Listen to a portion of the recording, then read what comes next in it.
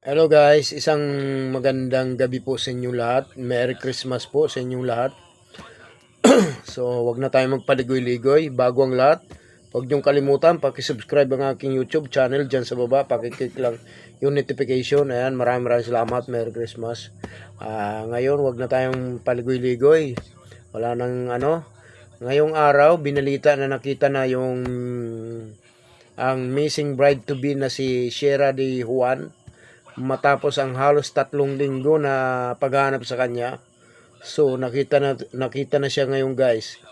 Ito siya yung hinahanap na nawawala guys.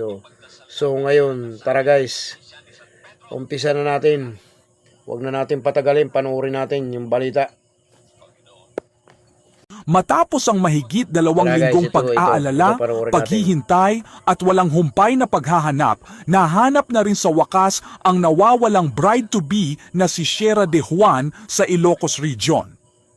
Ang balitang ito ay naghatid ng malaking ginhawa hindi lamang sa kanyang pamilya kundi pati na rin sa lahat ng mga taong nakasubaybay sa kanyang pagkawala na nagsimula noong unang bahagi ng Disyembre. Ayon sa Quezon City Police District, agad nang ikinasa ang proseso upang masundo si Shera. Kasama ng mga kapulisan ng kanyang pamilya sa pagkuha sa kanya ngayong araw at inaasahang maibabalik siya sa Maynila mamayang alas 5 ng hapon.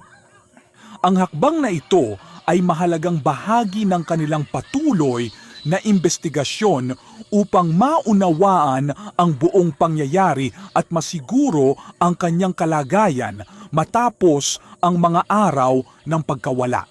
Si Shera ay huling nakita noong Disyembre 10 sa bahagi ng Commonwealth Avenue at Atherton Street sa North Fairview, Quezon City. Mula noon ay tuluyan na siyang nawala sa komunikasyon, dahilan upang maglunsad ng masinsinang operasyon ang mga awtoridad at magdulot ng matinding pangamba sa kanyang mga mahal sa buhay. Ang kanyang pagkawala ay naging mas masakit dahil 4 na araw lamang matapos siyang huling makita. Nakatakda na sana siyang ikasal sa kanyang nobyo noong Disyembre 14.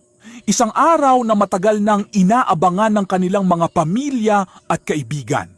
Sa halip na tunog ng kampana at masasayang awitin sa kasal, ang umalingaw-ngaw ay mga panawagan ng tulong, dasal at walang katapusang pag-aalala.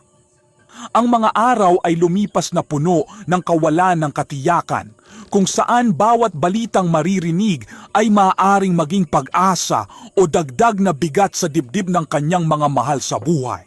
Ang pagkakatagpo kay Shera sa Ilocos Region ay nagmarka ng isang mahalagang yugto sa kasong ito. Bagamat hindi pa inilalantad ng mga awtoridad ang lahat ng detalye sa likod ng kanyang pagkawala, malinaw na ang pinakamahalagang bagay sa ngayon ay ang kanyang kaligtasan at ang muling pagbabalik niya sa piling ng kanyang pamilya. Ang kanyang pagbabalik sa Maynila ay inaabangan ng marami. Hindi lamang bilang pagtatapos ng paghahanap, kundi bilang simula ng mas malinaw na pag-unawa sa mga pangyayaring naganap sa mga panahong siya ay wala. Ang kwento ni Shera de Juan ay nagsilbing paalala kung gaano kabilis maaaring magbago ang takbo ng buhay.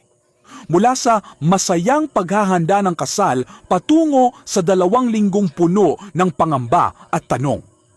Ngayon, sa kanyang pagkakatagpo, muling nabuhay ang pag-asa na ang mga sugat na iniwan ng mga nagdaang araw ay unti-unting maghihilom at ang kanyang pamilya ay muling makakahinga ng maluwag matapos ang mahabang panahon ng paghihintay.